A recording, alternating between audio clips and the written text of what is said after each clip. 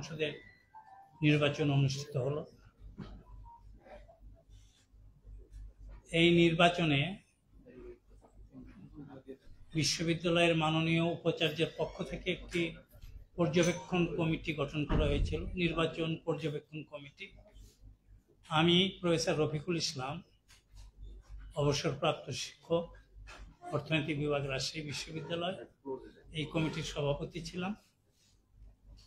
আমার সঙ্গে ছিলেন professor doctor M Nazrul Islam, অবসরপ্রাপ্ত পদার্থবিজ্ঞান বিভাগ, প্রফেসর ডক্টর আবুল হাশেম,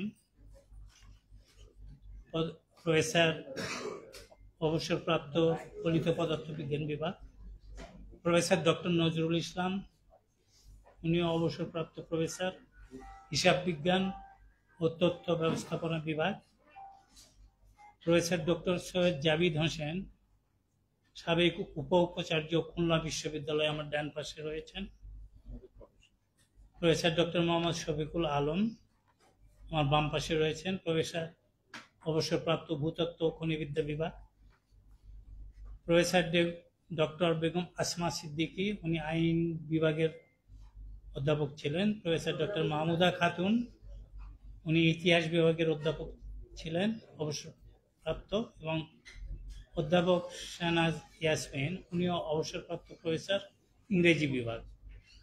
আমরা 9 জন এই পর্যবেক্ষণ কমিটির সদস্য ছিলাম।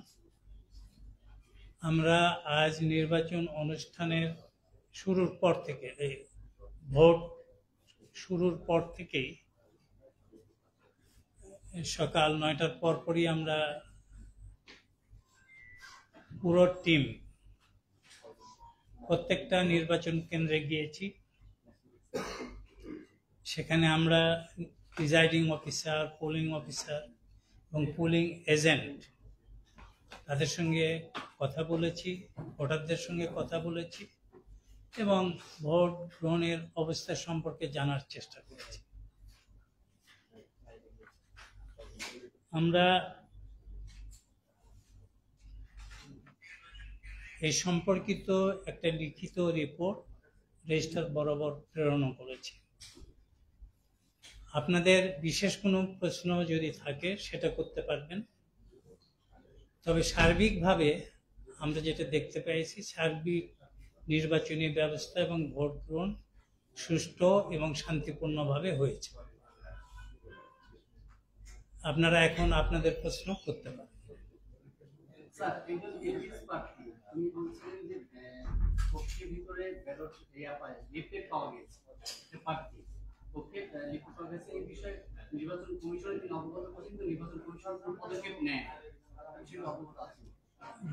লিফলেট মানে প্যানেল?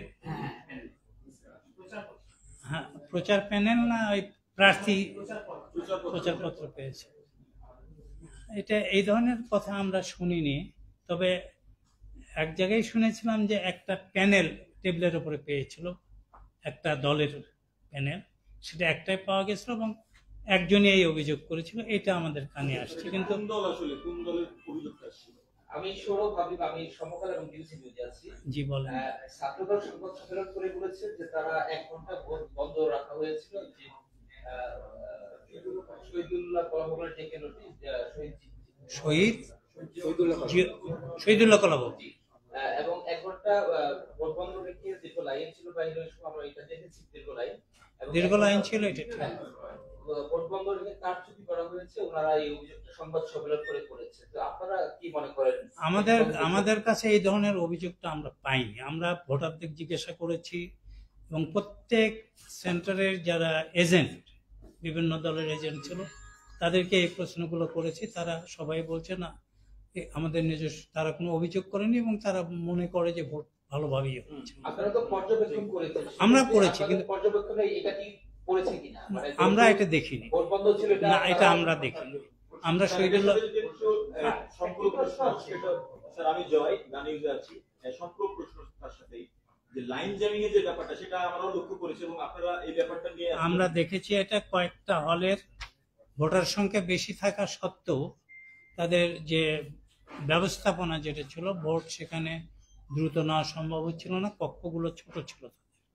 কিন্তু ভোটার সঙ্গে যেমন মুন্নজান হল, তারপরে বিজয় 36, হবিবুর রহমান হল, তাদের ভোটার সংখ্যা বেশি, কিন্তু তাদের যে ভোট গ্রহণের জন্য যে ব্যবস্থাপনা সেখানে একটু মানে জায়গার সংকুলান হয়নি, ফলে সেখানে লম্বা লাইন আমরা দেখেছি।